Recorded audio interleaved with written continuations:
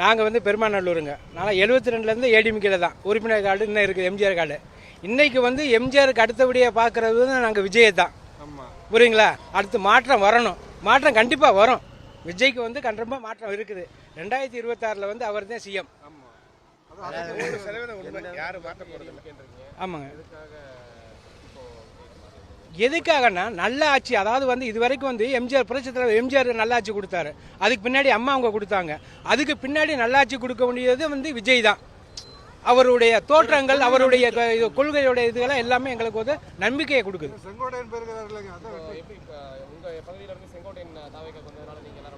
பெரிய வெற்றிங்க எங்களுக்கு செங்கோட்டையன். அதாவது வந்துங்க, அவர் 25 வயசுல இருந்து எம்ஜிஆருக்கு வந்து பக்கபலமாக இருந்தவர், ஒரு மூத்த தலைவர். அதுக்கடுத்து ஜெயலலிதாவுக்கு வந்து ஒரு இதுக்கு கொடுக்க வேண்டியது, அதாவது வந்து எப்படின்னா ஒரு பொது சேவையோ ஒரு இதுக்கோ அடுத்து சிஎம்க்கு அடுத்து இருந்த ஆலோசனை இருந்தவர். அதுக்கு பின்னாடி வந்து எங்களுக்கு வந்திருக்காருண்டா, விஜய்க்கு வந்திருக்காருண்டா, அது ஒரு பெரிய மாற்றம். அதாவது 2022 வந்து சிஎம் ஆக்குறதோட பெரிய வெற்றி எங்களுக்கு. இல்லை, அவருக்கு முன்னாடியே வந்திருக்கோம்.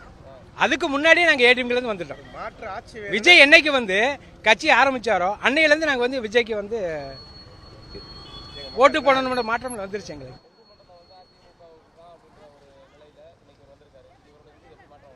அதாவது வந்து இருந்தது இது வந்து உடைச்சிடுவார் விஜய். கொங்கு மண்டலத்தில் வந்து உடைச்சிடுவார்.